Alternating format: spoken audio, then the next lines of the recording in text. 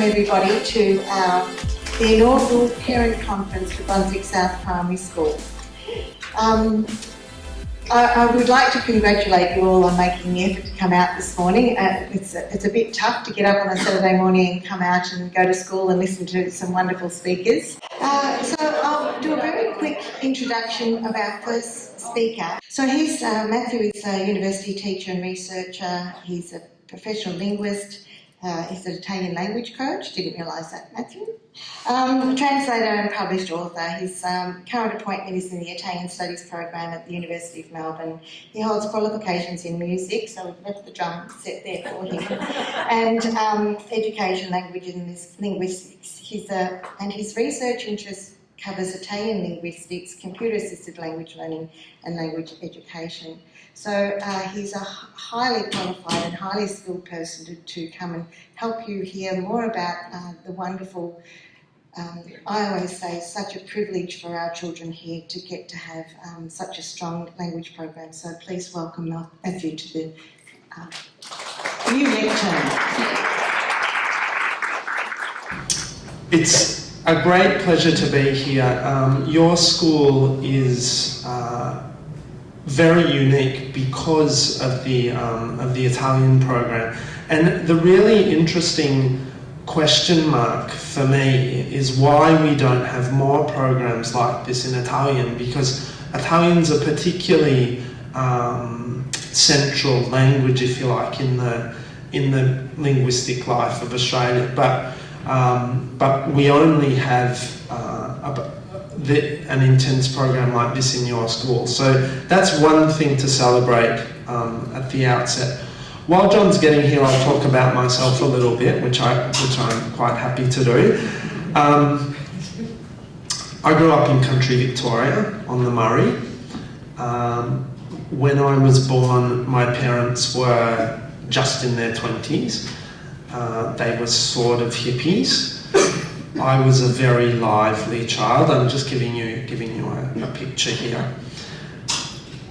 My mother was born in England. My father's 5th or 6th generation English-Irish background. Why do I teach Italian? This is a really interesting question. I was sitting on a bus a couple of years ago, heading to the university, just reading an Italian novel, and I just read in Italian. I read in Italian like I read in English. And the question, I sort of looked up and I went, well, it's really weird that you can just read, like this internal monologue, really weird that you can just read in Italian. And the interesting thing for me, my school didn't have an intense language program. In fact, in primary school, there was no language program. In my secondary school, we had a fragmented Italian program. We had Mrs. Backhouse, she was hilarious. Her name was so unfortunate. Can you imagine Backhouse, the teacher's name? Just think about that for a little bit.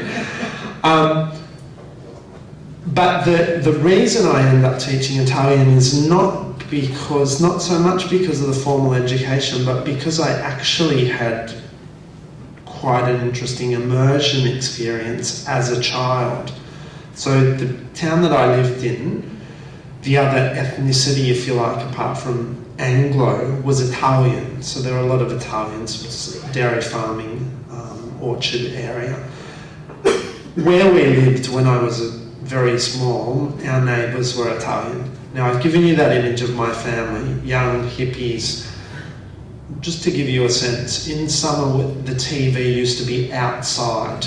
We used to sit outside watching the TV. So I wasn't raised in one of those, my parents didn't know where I was most of the time, But for the first 5 years, I'll tell you where I was next door with the Italians. And this is absolutely true, because I've got all of these vivid memories of their house. I know the layout of their house. I know what I had wine at 3. I had a little nip of their homemade grappa at 5.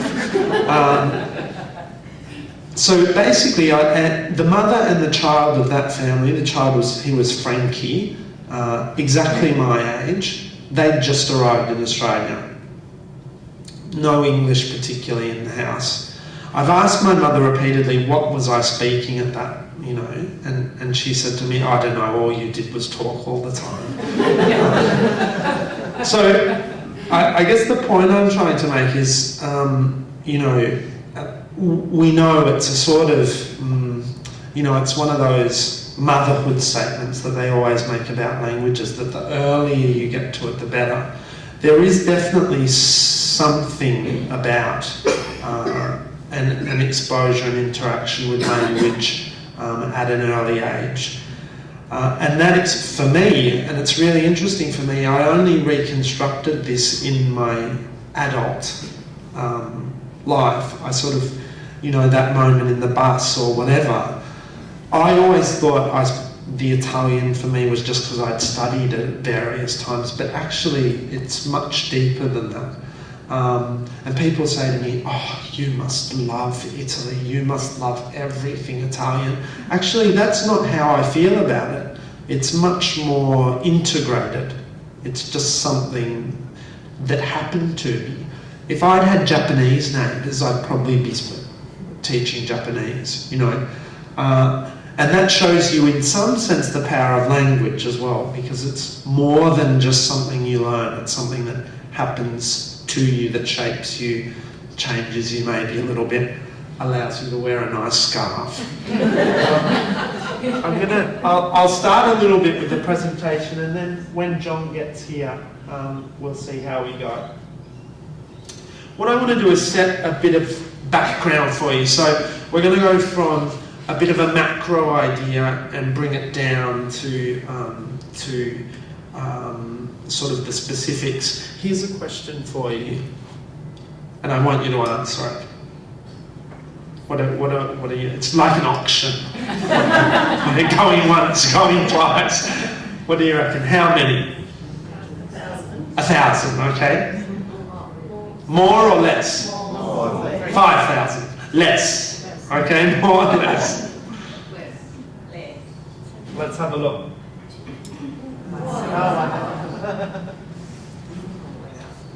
Yeah. Now, obviously, I really want to. I just have to come here. Can you still hear me? Yeah. I just don't. I feel really constrained.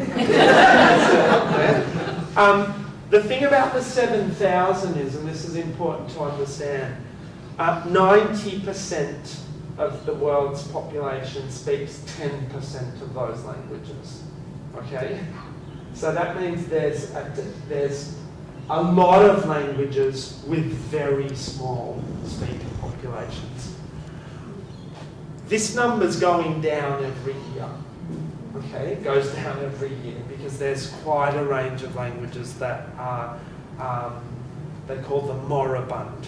So they've got some 99-year-old speaker in far-flung Africa, and that's the last person that speaks that language. The interesting thing for you to do, if this interests you, is go to that website, Ethnologue. Really interesting, lots of statistics, country statistics, a great breakdown of Australia's languages as well, the languages spoken in Australia. If you want to get a sense of the linguistic complexity of the world. The really interesting thing about languages is the more biodiversity in a place, the more languages there are, which is a really interesting correlation. So you think of an area like Papua New Guinea, lots of biodiversity, lots of linguistic diversity. Yeah, which shows that language, in a way, is much more than just a construct. It's actually very intrinsically linked to our sort of ecology more widely. Okay. When we talk about languages, I don't know if you've seen this term before, L1, first language. Yeah, okay, let's answer this question. What do you think of the languages that have the largest number of first language speakers? So the language that you have from when you're a baby? What do you think these are? Okay, Mandarin, Spanish, English, Hindi. What else? Oh, French. Interesting. Russian. Okay. Let's have a look at. We're going to look at the top. Japanese. You're very good. We're going to look at the top 21, and you'll know why it's 21 when we look at the list. Because number 21 is Italian. So this is, the numbers are in millions. The numbers are in millions. So Chinese, in order, Chinese, Spanish, English, Arabic, Hindi, Portuguese, Bengali, Russian, Japanese.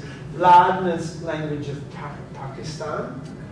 So Punjabi is included in there. Javanese includes, these data are from Ethnologue. Javanese includes all of Bahasa Indonesia as well, so they just call it Javanese. Korean, German, French, Telugu and Marathi are Indian languages. Turkish, Urdu, Vietnamese, Tamil. Number 21, Italian. Now these are first language speakers, okay? First language speakers. Things reconfigure slightly if we also take into account people that can speak more than one language. So English moves a little bit, Spanish moves a little bit. But look at this list, and tell me why these are those languages. Why are these the most spoken languages? Say again? Okay, population is one. So for instance, and colonial, very good. So population and colonisation. So they're either the languages of the vast nations, like Chinese, or they're languages that moved around the world, like Spanish and English, and Arabic, and Russian, French to some degree, Italian not really. Can I Absolutely. ask the definition of language? Yes. Because within Chinese there would be many things that are not intelligible to Sure. each of those Chinese speakers. Sure. What's that? So they're, I think they include basically the main language variety. So Mandarin, Cantonese. yeah, and some other ones as well. Yeah, they agglomerate like that. If you have a look, here's John.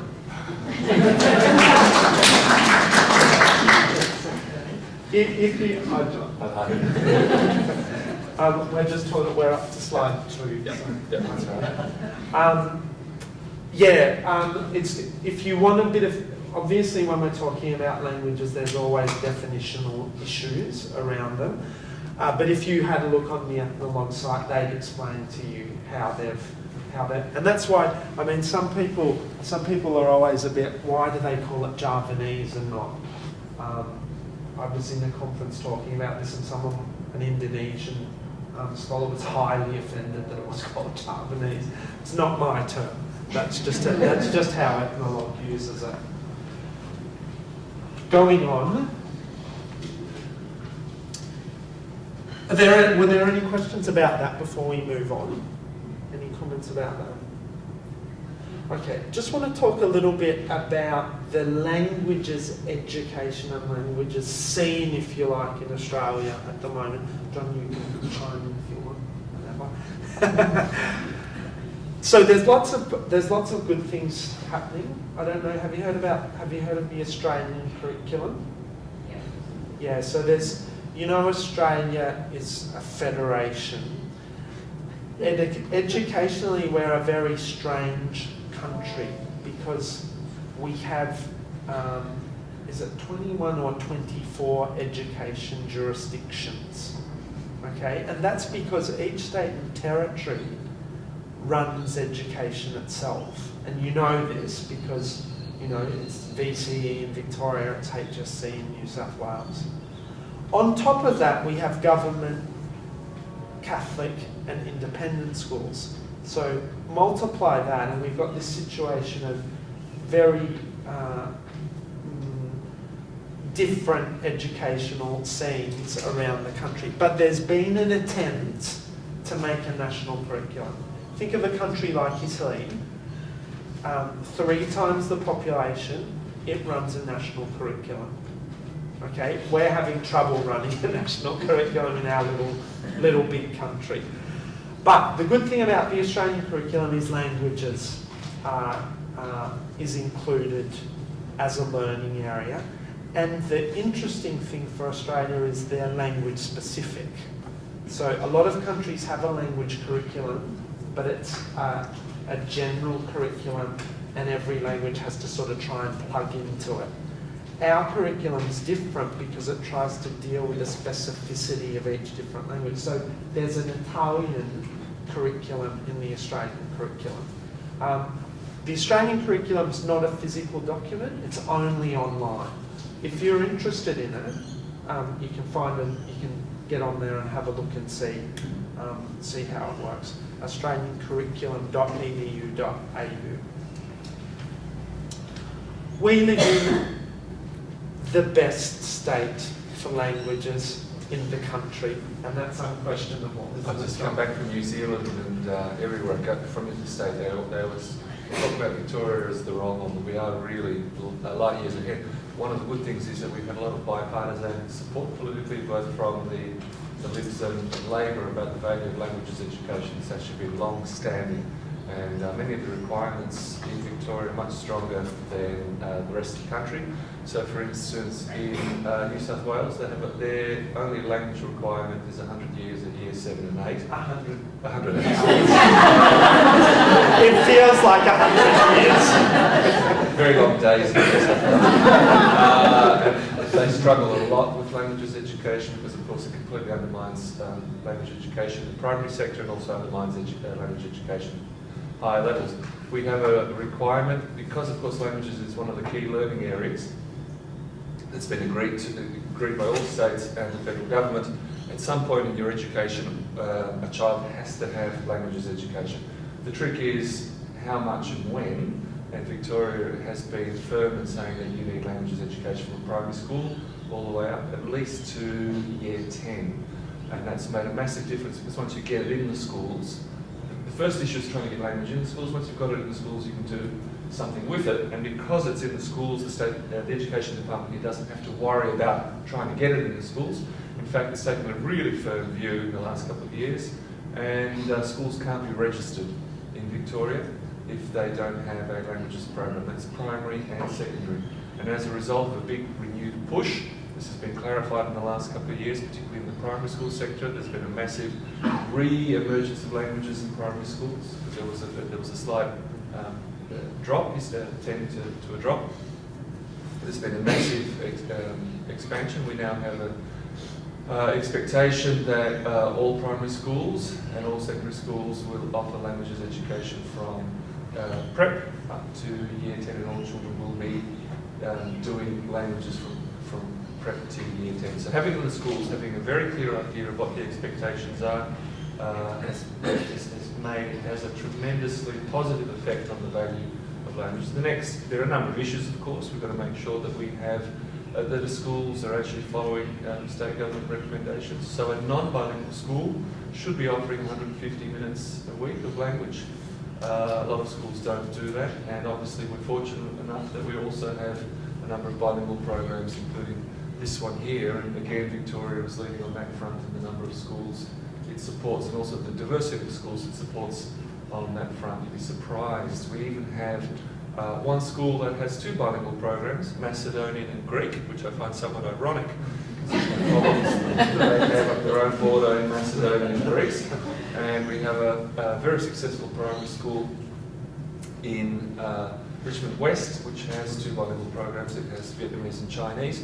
It has 98% refugee population. It has about 95 different ethnic groups and languages. The NAPLAN testing shows you that they do poorly the first round of NAPLAN testing, hardly surprising given the social and we have to remove, one of the issues that we have is that we often associate poor outcomes with language, because that's very easy to spot and define, whereas actually children who have another language who do poorly typically have other problems, other issues that get masked by language.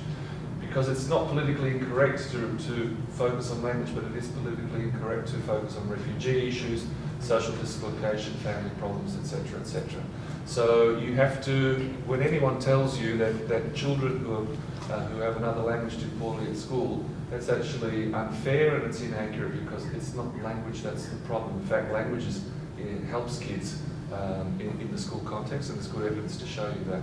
So on all of those fronts, Victoria is actually doing really well. It's not perfect. There's a lot more that we could do, but compared to other jurisdictions in Australia, we do very well. And also the Catholic system has aligned with the same policy, and as of this year or next year, we'll be rolling out exactly the same school foundation to year 10 language policy. So there's lots of good news in Victoria on a whole range of issues, and I can tell you, I was in Sydney last week, Thursday, Friday, constant reference to how wonderful things are in Victoria and how terrible things are in New South Wales. In some kind of perverse way. We'll edit that out of the final. No, we'll send it immediately to Sydney, please, quickly. The other thing about Victoria, as John noted, there's a really strong interest in different program types of languages. So in a lot of schools, traditionally the typical approach was, you go out of your classroom and you go into Italian for a class, and then you come back. But there's a lot of other models that are Victoria's leading the way. Immersion, CLIL, which is the content language integrated learning. Content and language integrated learning. Yeah, I always get that wrong. Which really is a very strong approach. Basically, it's teaching, not teaching the language, but teaching knowledge through the language. So you might do similar to bilingual. You teach your science in Italian, you teach your maths in Italian, that sort of thing. The other thing, obviously, that we have to remember with languages is this democratisation of access, because with the internet, we've got an unparalleled possibility now to explore both language and the cultures that are associated with those languages in a much more immediate and potentially more authentic way than we've had before. So, kids coming up, if they've got access to technology, are able to form a very different view of where the language is used. I don't know if you think back to your own, if you did languages in your own education, it was that dusty textbook which had those archetypes of Pierre with his baguette and all of that stuff, riding a bike down some country lane or something. Fine, Pierre might still be on the bike riding with the baguette or whatever, but we can look at him on YouTube at least and see if he only ever wears stripes or maybe something else. There are technological solutions as well. I've been trying to school myself in German for a number of years. I've got a very good friend who lives in Germany, and I go see her, and I'm pretty good linguistically. I crack out for German, and they all go, "Oh, you're Italian, aren't you?" Which is quite hilarious. But the thing about it is, I haven't got lessons or anything. I've just got some stuff on my iPad or whatever. I do a bit of Duolingo, that sort of thing.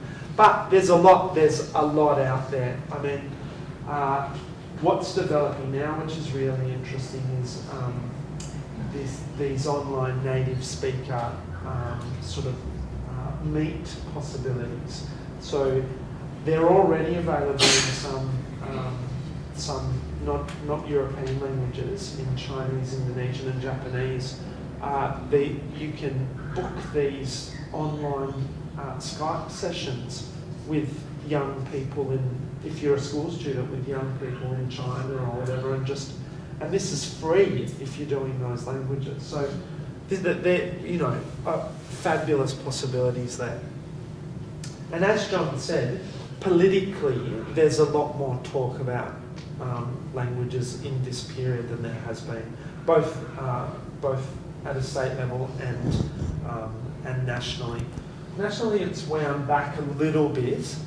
Probably 2 years ago, there was a bit more talk about it. But one program that's at a national level attracting a lot of interest is the Ella program.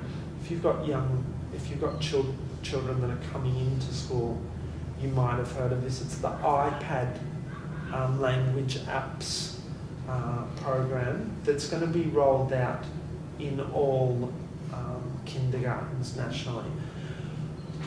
It's not a fully blown languages program, but what it does is the notion is exposed, because of course children aren't exposed to languages, but it's this notion that in kindergarten they can have this exposure to languages through.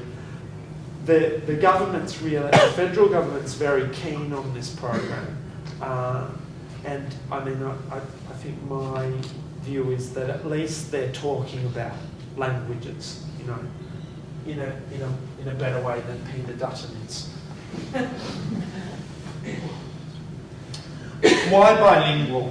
Here's some statistics for you that are quite interesting. 3 out of 4 people that you'll ever meet can speak at least 2 languages, if not 3 or 4. 3 out of 4 people. We think that speaking one language is the norm. It actually isn't, and it actually never has been, I don't think. Yeah. And I often say this, Jesus was quadrilingual. I mean, he didn't speak English, President Bush, but, he at least spoke his local language. He could clearly deal with Latin. What else did he speak, John?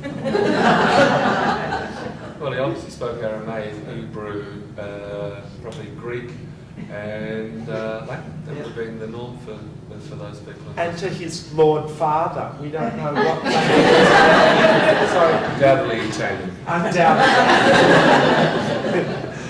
Well, the Pope speaks it, so... That's right. We have the well, the Pope's multilingual.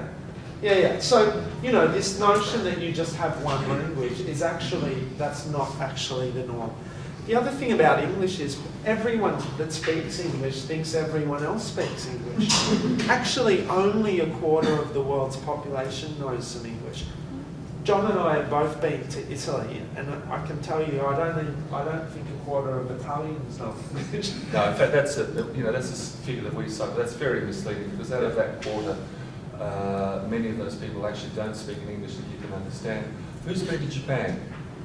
My greatest fear of going to Japan is stopping for an instant to look where I'm looking, to find out where I'm looking for, because somewhere someone is going to pop out and start asking me in English, where do you need to go? Because my repeated experience is I can't understand anything that's being said. Japan has been teaching English for the last 60 years to its population. Proficiency in English is appalling, but many people would include Japan as an English-speaking, because of the education system, as a country where speaking English as a second language is the norm. So people may think they speak English, but it doesn't necessarily approximate anything that native English speakers can understand or usefully use. And I have many stories from Japan, drawing from personal experience, about getting lost in a rainstorm, and actually people running away from me. It took me a while to work out why that was, and then I realised that was because they didn't want to attempt to try and use their English. And this was young and old. So don't believe the story, and there's often an illusion of people speaking English wherever you go. It's because English speakers like to follow the same tourist song lines. So we will go where everyone else goes, and it's quite predictable. There's a lot of comfort in that, and we take what I call the Anglo bubble. I've come up with this thing, and I talk about how we live in this Anglo bubble. It's precisely what Matthew says, that we think everybody else speaks English. A lot of people think you should only speak English, and English is the language everyone speaks. But if you just move literally 20 metres either side of the tourist songline, you'll find that comprehension and use of English drops dramatically. Those people who need to make money are savvy about using English or any other language that tourists need, but just move slightly either side of the songline. People use knowledge and understanding of English drops dramatically. And this highlights why it's important to know other languages, because if you live in this bubble, you just never know. And I always say this: if you don't know, you don't know. You know, if you're monolingual, you actually don't know what it's like not to be. And I think that's an important thing to think about. Australia, it's really interesting because I think we've got this image of Australia as this English-speaking country, but before the 20th century, Australia was much more obviously monolingual. The first governor of Victoria spoke French. That was his main language. There were before the First World War, there were a range of other language newspapers that were just published. Actually, there was a whole range of bilingual schools. Absolutely. World War I did it in and made it illegal in Victoria for many, many years. All the bilingual schools were closed down. It was actually quite normal to have bilingual schools all across Australia. And there was law in Victoria that banned bilingual schools, and there were restrictions placed. In fact, there's the Deutsche Schule, which teaches in German. My former mentor and colleague Michael Klein actually had to lobby for the state law to be abolished so that a private bilingual school could be established. Now there was no logical reason why bureaucrats wouldn't want a school like that to be open. It certainly frees resources from them. But all of a sudden they discovered the law and they actually blocked the opening of the school for a number of years, and so the law had to be changed. So, these laws can have terrible long-lasting consequences. It's taken us a long time to try and change that, and we've done better than most other places in Australia. I often also make the observation that when I go to the Preston market on a weekend, I can be walking through there and not actually hear English. And so, this notion that Australia is this English-speaking country, yeah, fine, at the highest levels, at a glossy veneer level, yes, but the moment we drill down, actually, we've got a lot of language going on. We have a minister in the government at the moment who's pentalingual. You have to work out who is fluent in French, German, Dutch, English, and actually in his German dialect as well. What's his name? Who's that? Treasurer. Well, he's not the treasurer, he's the finance minister. The finance minister. What's his name? Oh, well, that's a bit of homework for you. If we talk about bilingual, what do we know about it? We actually know a lot about it. We know a lot about it. And the reason we know a lot about it is because, as John said, bilingual education, it's not a new thing. And in certain contexts, it's been a continuous activity that's had around it, of course, a lot of scholarly interest. So we know it. It's confirmed that it's a good thing. I mean, I think we can say it certainly causes no harm to your child. Yeah. Well, no, that's an issue because some people think that you're doing something harmful to your child by reducing access to English. I can assure you that one of the issues for your child's learning is not access to English. English is everywhere, it's pervasive. In fact, one of the issues for a child is getting access to other languages in some sort of useful fashion in an English-speaking country. Babies know very quickly that English is the language that dominates Australian society. My own children, examples of that, are very sensitive to the use of English. They get a lot more English input than we think about. It's everywhere, it's visual, it's audio, it's everywhere. So don't be concerned about having a few hours taken out of the school week in another language. The benefits of that are far greater. Your child's getting lots of English input. and the benefits aren't just linguistic. It's not just in bilingual education. It's not just they learn that other language. And I'll just show you. This is a sample of recent news headlines. This was in New South Wales a year or so ago. Bilingual kids do better on NAPLAN, and that's what John was just saying. Fine in the first tranche of NAPLAN, maybe not. Yeah, as they get better, you can see the results kick in, and certainly at high levels, it's very, very clear. Bilingual brains are more healthy. Well, we like that.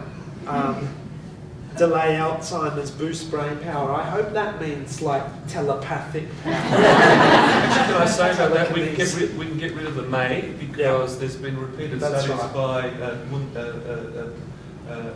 female, very famous researcher, Bialystok. I can't remember her first name. I think the name is Pam. Ellen Bialystok. Repeated studies showing that, and in fact they have a quite clear statistic, it delays the onset of Alzheimer's by 4.5 years. Because you're getting brain gym, you're getting a lot of neurons connecting, synapses developing, etc., etc. The results have been replicated numerous times. In fact, we keep finding the benefits of bilingualism lasting through the life cycle, more and more benefits coming on. We've got just new research that was reported in The Economist a few weeks ago, having a look at kids who are either bilingual or exposed to a second language. So, even having some exposure to a second language in a school context versus monolinguals, and they were tested by researchers, and it was shown that they were much more efficient than monolingual children in eliminating unnecessary information that would distract them from the task, and also correctly identifying what they needed to do without errors. They weren't being tested on their knowledge. There was actually a task that they were assigned to do, and it was found that bilingual children, those with an exposure to a second language, were about 50% more accurate than monolingual children. So they're interested in knowing what it is, and obviously the interest of these researchers is what's happening in the brain that allows this greater cognitive control. So it allows you to remove distractions, because you're used to processing all this information. You have to be very efficient in the way you do things. So you have to be one of the things about being bilingual is you do have to be able to sort data and remove distraction very efficiently. So the benefits extend well beyond using two languages. So superior social skills? Yeah, question. We're talking about bilingual, but what happens like if a child knows more than that? Would that be sort of bad? Or No, not at all. Not at all. Not at all. Many of us here are going to have more than people.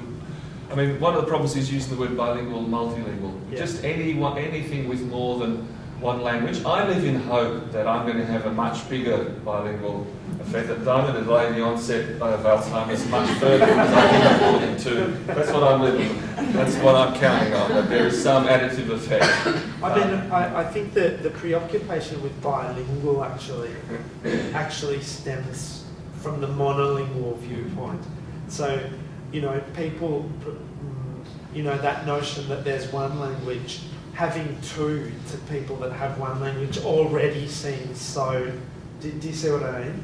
So multilingual just becomes a little bit too much. Yeah. I think in all that space. Yeah, overwhelming. Yeah. Bilingual, I think people can handle that concept, but multilingual for monolingual people is it can be a challenge. Yeah. And I was just wondering as well, like I can see all these benefits would make sense for the majority of children. I'm wondering, does that also hold for kids who are perhaps like, for example, the bottom, 20% who are struggling readers and struggling with literacy? No, actually, well, we'll talk about that because why Italian is such a good choice. Babies as well. As John said, the babies are onto it. It doesn't. The thing about languages, particularly in the Australian context, is there's been this focus on getting languages into the secondary Because, languages, they're so hard, they're so this, blah, blah, we can't, the poor little primary kids, blah, blah, blah. Now, the thing that I always say is this, the only thing your child arrives at school with that's fully formed, the only thing is their language. A normal kid in normal circumstances by the age of 5 has full adult grammar already developed. They don't have all the vocabulary, but the whole structure of the language is in place. They don't have peripheral vision at that age. They don't have fine motor skills at that age. Their fashion sense isn't good. But their language, that structure is in place. It's the only thing. Why can't kids do languages? Why can't primary kids do that? Of course they can do languages. Delaying it to secondary school actually does us a disservice because, puberty hits, the emotional barriers come up. Oh, I'm not saying those stupid words. Oh, this is dumb, miss. Why don't you just say it in English? There's a great clip that I often watch, which is Lauren, the English comedian, what's her name? Catherine Tate. Look it up on YouTube, Lauren's French lesson. And then she goes, it's the French teacher doing an oral, and Lauren goes, say it in English, I'm not a French oral. which I think encapsulates what happens in secondary school. In primary school, the kids they'll just do it. You feed it in and off they go. Can I say also about the social skills? Bilingual children have been shown to be more empathetic, greater intercultural understanding. What studies show is, and this is not just about small children, is we are fearful of the things that we don't know. So if you want to eliminate fear, provide people with contact and opportunity, and that applies also to language. Yes? I was just wondering, sorry if I missed this earlier, but in these quotes that you're giving and when you're speaking about bilingual children, how do you define bilingual? What level of exposure or fluency? One of the issues is that people think, well, to be bilingual, if I'm a native speaker of English, I can only be bilingual, say German, if I have the same skills, and that you can be differentially bilingual. You can be 100% bilingual in English and 10% bilingual in another language. We need to not stress about relative proficiency in different languages. We have, it's very easy to have very unrealistic expectations about what can be achieved in language learning in schools, etc. My child's done an hour of Chinese for 6 years in primary school. Will he be able to work in the Shanghai stock market? You have to have realistic expectations. That said, the exposure to that second language is undoubtedly beneficial to the child, directly and indirectly. And children who are receiving, and I'm using bilingual here as kids who are receiving education of some kind in a second language, not being 100% proficient. My child speaks 2 languages already, but English is his second. Yeah. So when he starts, he knows some Italian already, but it's just because we are teaching him. But when he starts Italian and English at the same time, will it make a mess? We'll come back. So just in case you couldn't hear, the comment was English is this lady's child's second language. So if he's doing Italian at the same time, will that create, some problems? And we'll look at this. Yeah, we'll come to this question. Another comment. I was just curious about if the combination of different languages, it does matter if the languages are similar or different. Like, is there any value in knowing 3 different Roman languages which are similar? Sure. Or is best just to be? So I'll just give you a little anecdote. My nephew is at Richmond West, where they've got the Chinese bilingual program. My brother and his wife, they don't speak any Chinese at all. There doesn't seem to be any problem at all with the fact that English and Mandarin are so diverse. For my nephew, he just doesn't. It's just not an issue. But it's not better like that. It's not what I mean. It's best for your brain if it's very different. I always thought that when you speak your language and then your local language is like, well, we can talk. they are similar. Can we come back to that Yeah. point? I'll talk. It's an interesting, Come back. definitely. I just talk about Italian a little bit. Let's talk about Italian. Here's some images. Modern apartment building there up on the left. Yeah, my hair before I tie it back. Why have I put these up? Why have I put these images up? Stereotypes.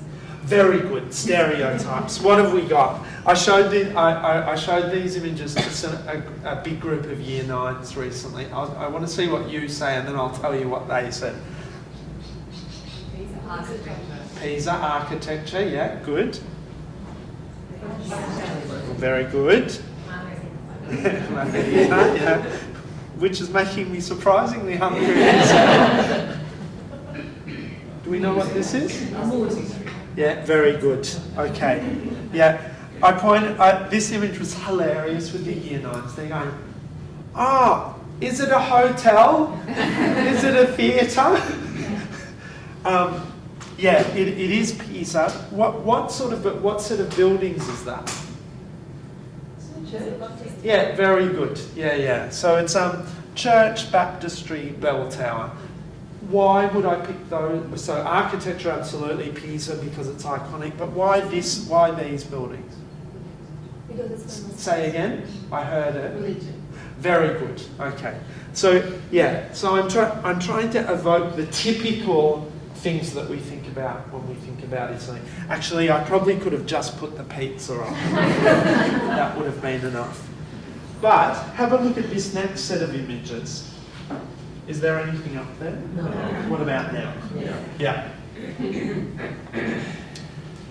A different set of images. Okay, so I'm not sure whether you can see. What have we got here? No, it's the atomic bomb, actually. Yeah, Da Vinci's Vitruvian Man. What's this? The Italian colony? Yeah, very good.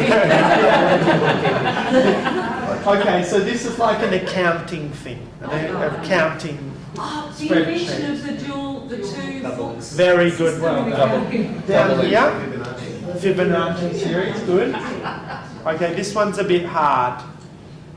No, it's in Siena. It's the Monte dei Paschi. It's the oldest bank in Europe. Yeah. And up there, Marconi. Yeah. What's he doing? Yeah. Okay. So these images all Marconi. Yeah. These images all relate to Italy as well, but they're not the typical things that we think about. Italians developed the accounting system that is prevalent today. Strength in maths. Can I talk? That's the Fibonacci number. Funnily enough, I think about this a lot lately because I have roses in the garden. And the beautiful thing about they're trying to work out why we think of roses as so beautifully attractive.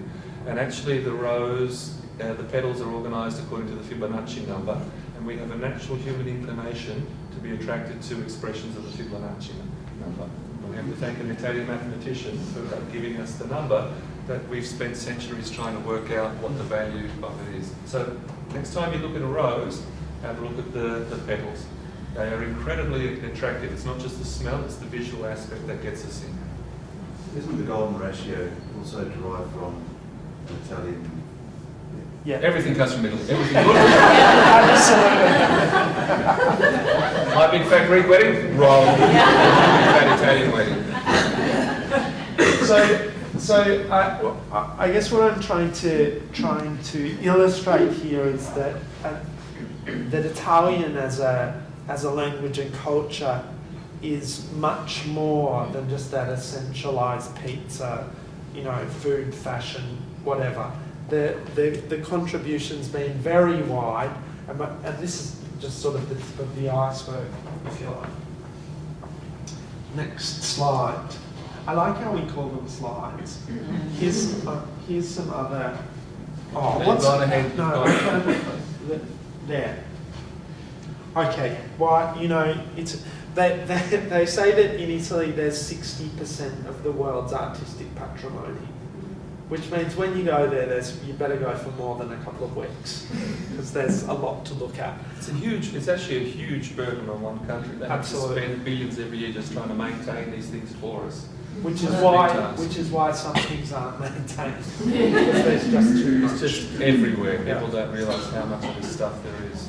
I've been talking, like this about Italian for a number of years and watching the economy slip. When I started this, it was 7, but now we're to 12. But that's still a significant for a small country.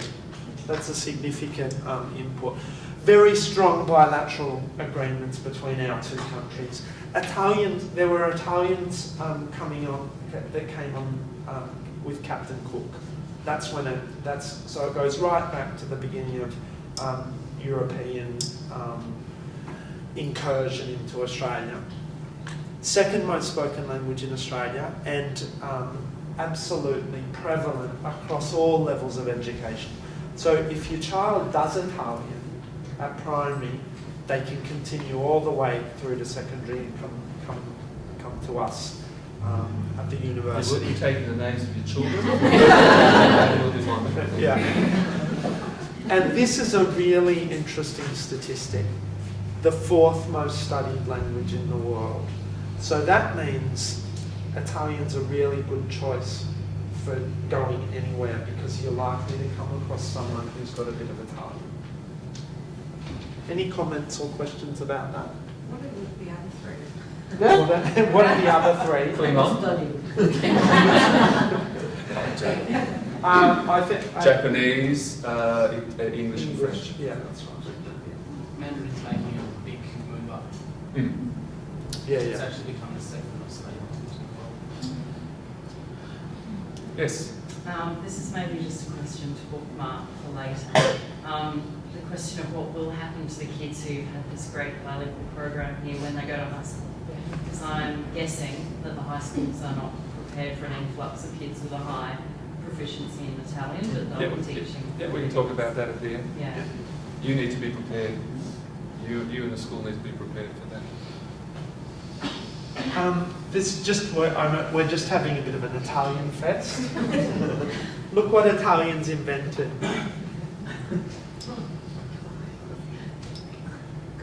I love this list because I think it shows the unique preoccupations of the Italians. They're very upset they didn't discover Botox. The thing about it is, fine, apart from the funny sort of whatever, but you wouldn't have a mobile phone and it wouldn't be able to play music and you wouldn't be able to plug it into a computer because none of those things would exist. And this is not how we think about Italy. We don't think about Italy that way, but that's actually the case. There's these sorts of things as well. And actually, I put F1 racing in there. The kids love that sort of stuff. You need to, it's not just about the usual sort of cultural elements. The kids love the racing and those sorts of the sport and all of that sort of stuff as well. So that's important to remember. Oh, and actually, this Italian consul brought this to our attention. So I thought this high heels. They are an Italian invention. Were made in first developed in the Middle Ages. So we've been the beneficiaries of them for centuries. So thank you. Okay, so why Italian in school? And obviously we're a little bit biased, but I think there are good objective reasons why Italian is a great choice for any school. It has the largest number of language teachers. It's been taught in the education system for many decades. I've done a study on this with another colleague. It's been mainstreamed. About 20, 30 years ago, ethnic communities had to decide what to do with their languages, and the Italian community decided that in terms of languages education, whether to stick to the Saturday school community language schools model or not. And the Italian community actually decided, and it was very foresightful, that they wanted to move from the Saturday school model to Italian for everyone in the schools. And that's been incredibly positive and beneficial for attitudes towards Italian language and towards the Italian community in this country. And I can assure you that attitudes towards Italians and others weren't necessarily that positive, certainly when I was a child. It is widely taught, as Matthew says. It is everyone's friend, it really is. You find that in those communities, in those schools where there's, one of the challenges is, so for instance, you have 90 different ethnic groups in your school, often a rationale is, oh, we have too many languages, we need to teach English only. The solution that many schools take is actually, Italian is everyone's friend. It's not going to get us into trouble politically, for religious or cultural reasons or whatever. Some languages are difficult to select on those reasons. No one's going to pick on Italian as upsetting anyone for a particular reason. So it's often used, particularly in high multi-ethnic areas, as sort of the friend. We're happy with this Italian. One of the factors is time on task. If your child spends no time learning something, you can't expect that child to know something about that thing.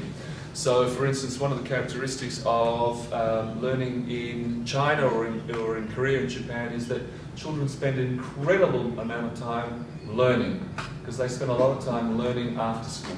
Okay, so that's one solution to getting really good results.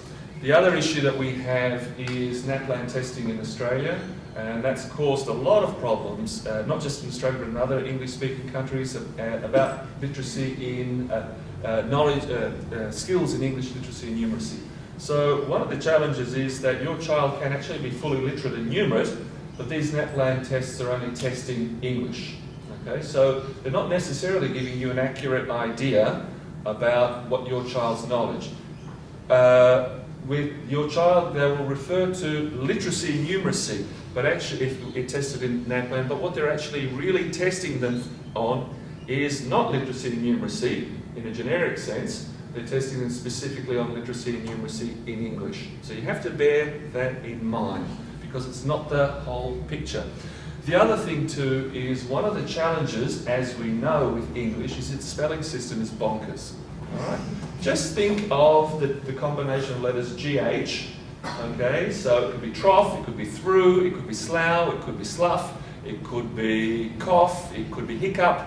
There's a million ways. Your child has to learn that. It's a very complex way, the English spelling system is a very complex way of expressing simple things. Languages like Italian, German, Indonesian have fantastic spelling systems. What you see is what you pronounce, which means that a child in learning those languages or learning in those countries spends a lot less time having to learn how to read and write.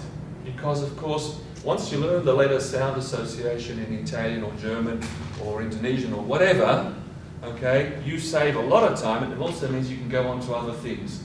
We have to have a lot of literacy support in the English-speaking world because we have problems with one of the factors is we have problems with the spelling system. So now literacy is transferable. The fact that you can read and write English means that if I show you a text in Swedish, you can read that. You may not understand anything about it, but you can read it. It's identifiable to you, and you know in general how to pronounce that. All right, but actually Swedish is fairly predictable. It's very predictable as well. You just don't know the content necessarily. You can use your English skills to try and identify words. So if you give a child literacy basis in a language like Italian early on, you're doing that child a world of good because it will facilitate their learning of literacy in English, and it will also save a considerable amount of time. All right, children are very curious. They get things wrong. Making mistakes is part of the process, but we don't want to hinder them by making it doubly difficult for them because our spelling system is bonkers. All right, so that's why language like Italian is really good. So the question before about literacy. Yeah, I was just wondering, like, whether those benefits that we see, absolutely. Whether they also apply. And it sounds like they do. Oh, absolutely, absolutely. And it applies to everyone. We need to start with Italian, ASAP. Okay? Skills are transferable. That's what our government wants. skills have to be transferable. There are clear studies of children sort of in lower percentiles, but also with learning difficulties that are put into a bilingual immersion context, and it's clear that those benefits that we see for the general population, if you like, actually accrue as well. And can I add a note about that? So if your child has some speech difficulty and you go see a speech therapist, and they, and this is unfortunate, there is a little bit of this idea, we know that this isn't the case. Learning Italian or a second language has nothing to do with it. The speech difficulty is unrelated to learning the language. It's got nothing to do with it. But there are cases where there are speech, mechanical difficulties in one language and not in the other, in the same individual. So, which actually shows you the benefit of doing more than one language, because, if there's an issue with one language and it isn't in the other language, well, it shows that there's, at some level, there's a possibility for repair. So I have about speech difficulties. I have a friend who didn't say a word till he was 5 years old, and he's now a very successful psychiatrist. So there is no correlation between language and a specific language and speech difficulty. We have to get over that. There is some evidence in the literature that when children, particularly boys, are sort of raised in a bilingual situation, that there can be a lag particularly in the productive, so as John's saying, the speech side, but by the time they've hit puberty, these things have, that they're exactly the even same. earlier than that. If you get, it is possible that the child learning two languages may show some initial delay or whatever, but remember they're doing double the work in the initial phase and they're trying to work out what's going on. So any lag is actually temporary. The longer term benefits far outweigh any initial. So don't be surprised. It doesn't necessarily occur. You may see no indication of this. But remember, your child is learning two things, two systems. There's a lot of overlap, but there is difference as well. So don't be worried about that. You just have to persist. This is not something that bothers me, but I've heard a lot of people concerned about learning science in another language, because they're obviously very focused on the science and worried that kids won't get. So the work from Glen Huntly Primary School shows you, and other schools in Victoria, there's been a lot of stuff done on this little stuff. It doesn't impact negatively at all. We have to remember that all of this stuff is transferable. But can I also say, science doesn't just exist in English. Honestly, what happens in France? They don't teach science in English, they teach it in French. What happens in China? They teach it. So these bodies of knowledge, of course, exist in other languages. And if we think of the sciences, a lot of them rely on a Latin-based vocabulary. What better language to choose than Italian? I mean, a much clearer relationship actually between scientific terms and that language often. Yeah. No, but I agree. There is this. Oh, look, if they're doing it in Italian, well, they. Yeah.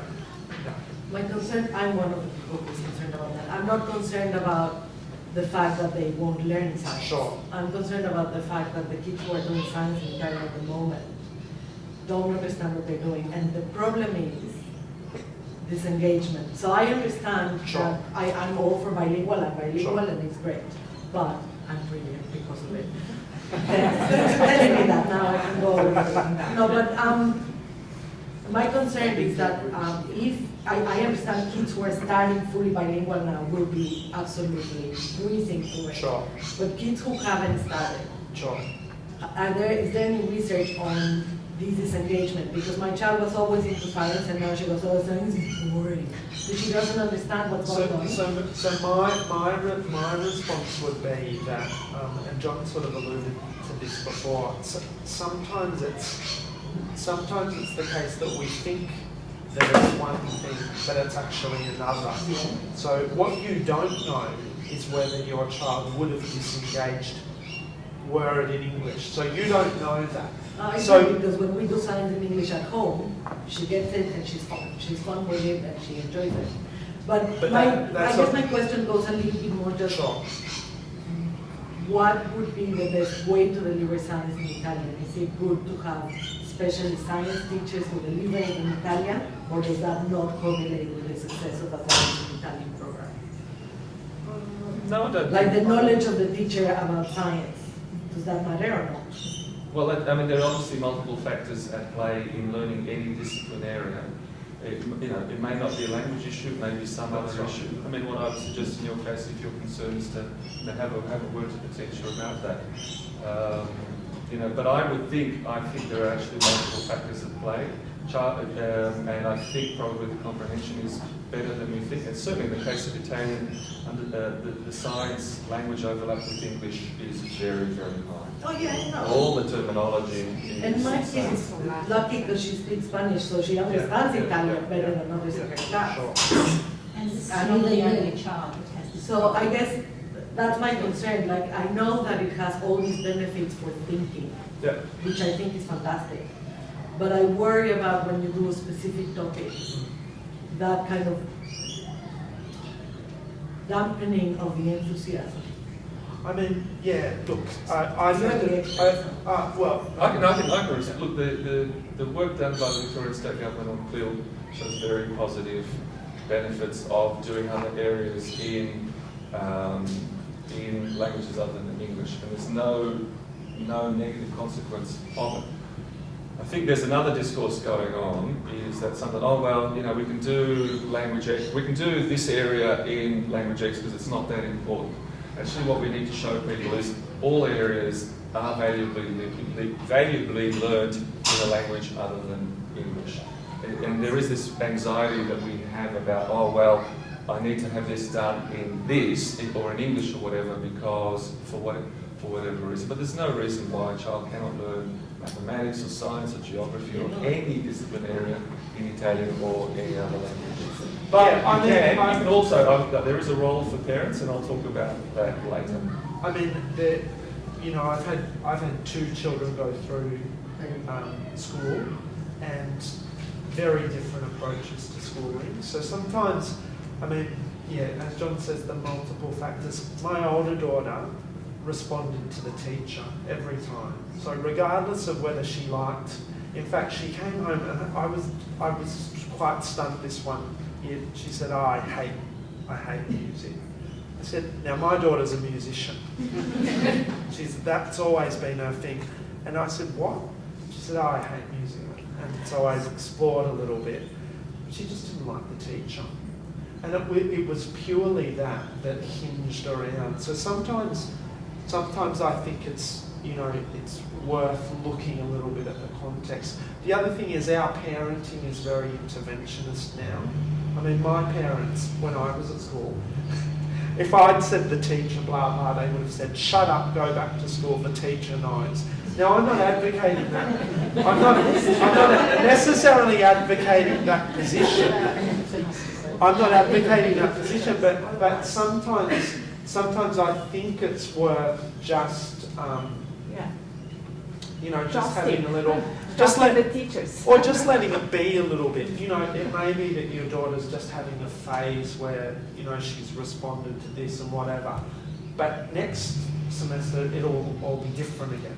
So, but I don't think attribute. Do you know what I mean? I'm not sure attributing it to the language aspect. No, I'm not attributing it to the language. It's the ability of teacher to explain. Because Well, that's a separate issue. That's what I'm saying. But that's I don't not. think it's a language.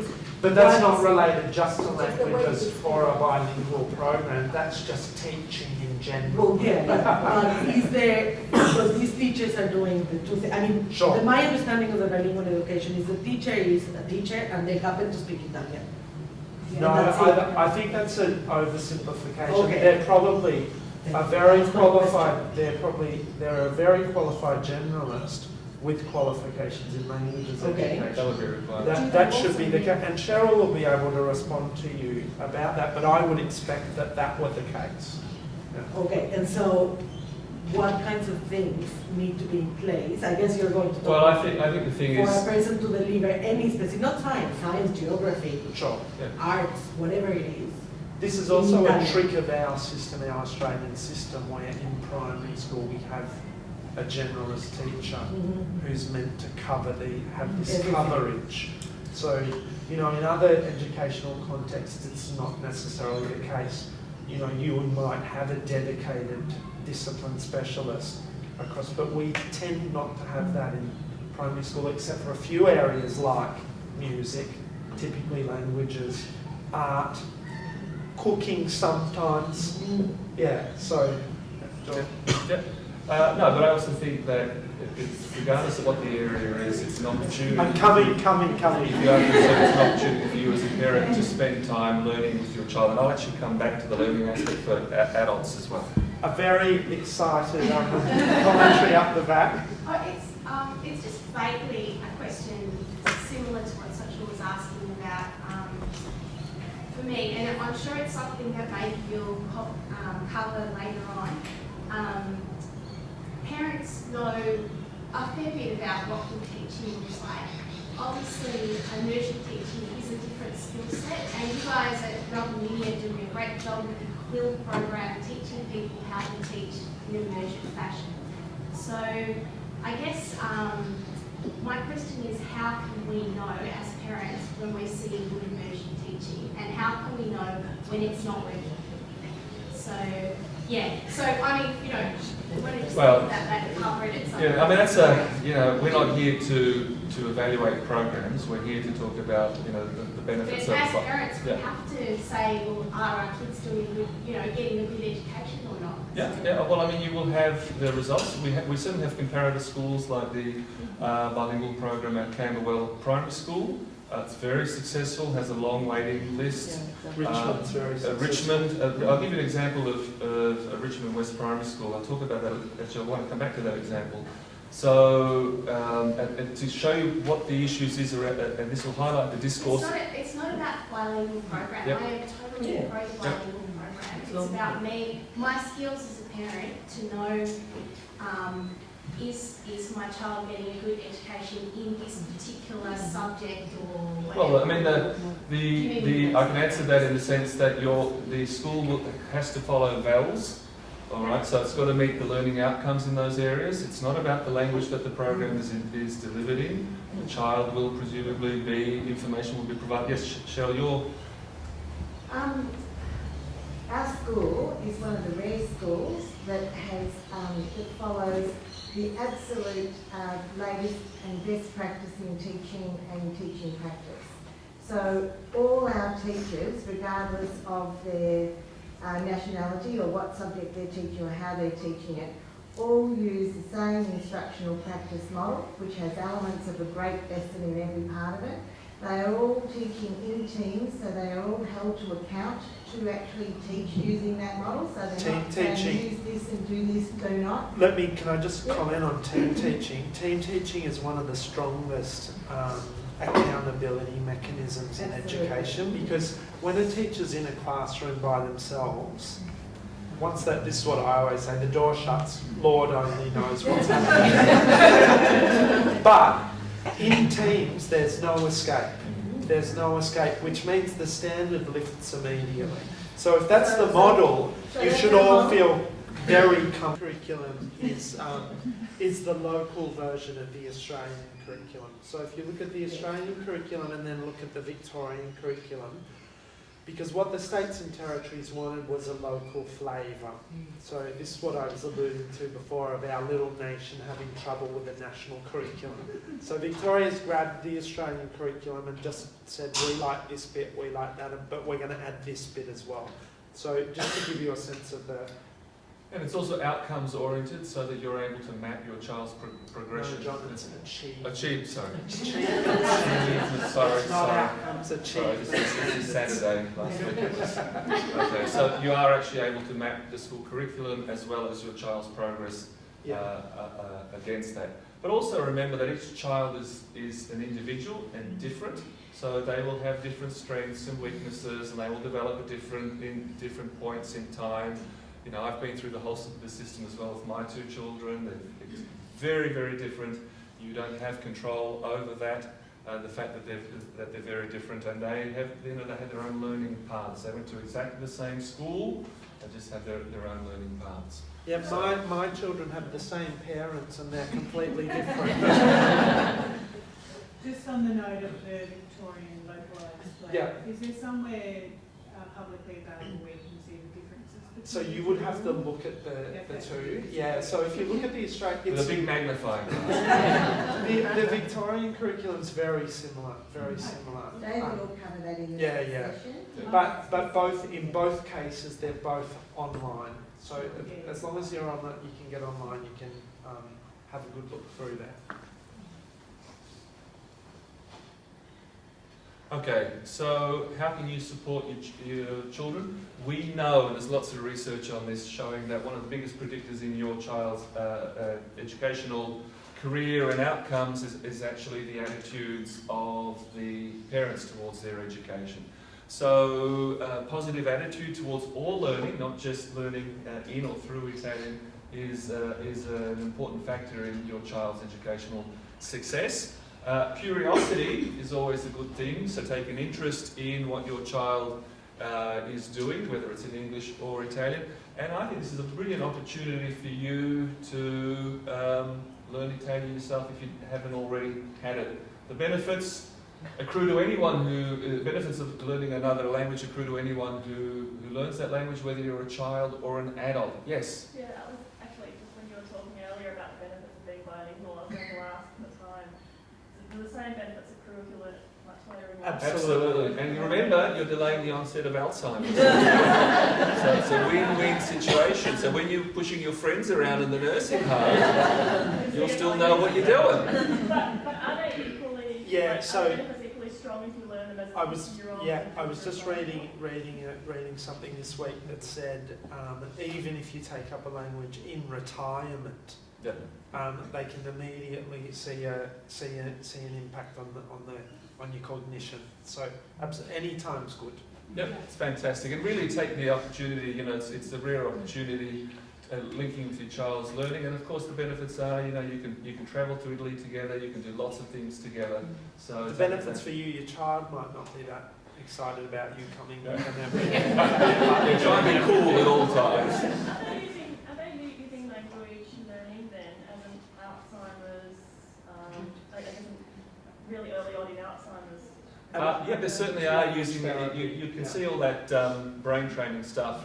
There's a lot of stuff using language as brain training for older adults and stuff. So when people are diagnosed with Alzheimer's, are they actually starting to use some languages as a way of... I don't know if it's that explicit, but I think perhaps we should set up something, John. That's a little bit late. We prefer to start with their children because the benefits are lifelong. Yeah, I just want to add a bit. I'm an English teacher myself, so I understand a bit of your words. I had a special groups of very old ladies, all the grandmas and grandpas, of 65 to 80 who would come especially to learn language. They say it keeps our So logically, apparently better than crosswords. No, seriously, better than crosswords. I mean, it is a wonderful opportunity to learn a language. You may not have had the chance to do so. You know, my children, we had to decide what language, because my parents each have different languages, and we decided that we'd pick a really important language, Slovene. It's got about 50,000 speakers, no, a few more than that. But my wife picked up the language along the way, and I've always regretted that because I've never been able to say anything secret. That was always one of the advantages of having an extra language. So she understands, and she's actually, it's quite interesting how much you pick up through the repetition and that early stage of learning. So, you know, this is the best way. You're going to start with the child or the children, so take advantage of that. And Italian in particular is a fantastic choice. And the opportunities in terms of travel and everything else, cultural engagement, are just wonderful. It really is for everyone. Is there another slide? Yeah, I was just going to say, remember, your apps, you can download your apps and do it while you're in the train or whatever.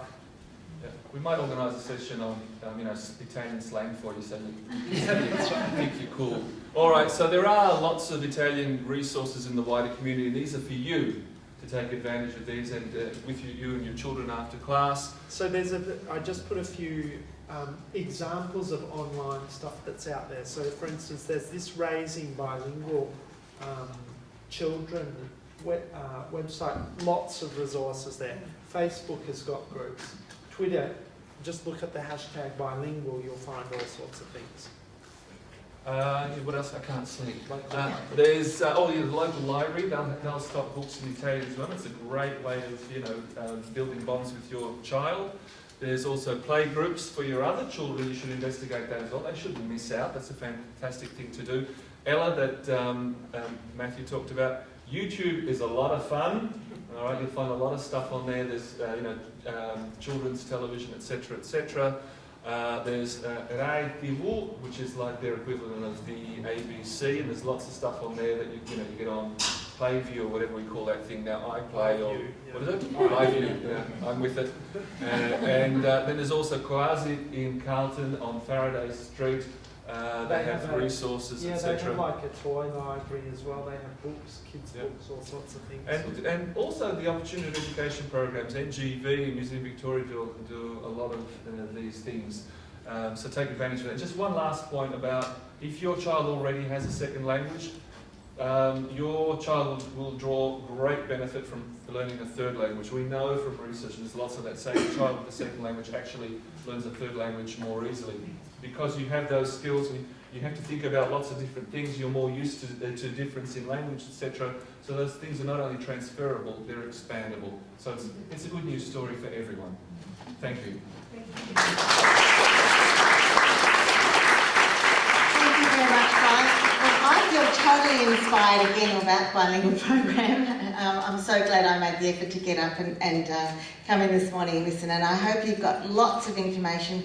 I hope they've answered all your questions, and I'm sure if you've got any last burning questions now, put your hand up. Their morning tea to take with them, and